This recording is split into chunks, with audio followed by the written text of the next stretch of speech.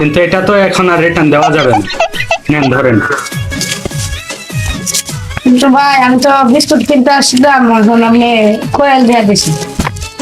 ভুল তো আমার হয়েছে, তবে এরও একটা উপায় আছে। আমাদের বাড়ার কোয়েল চা দিয়ে ভিজিয়েও খাওয়া যায়। কি বলেন আব্বা?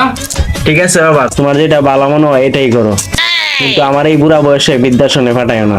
দেখছেন তো, এইভাবেই বিক্রি করতে হবে। নেন নেন।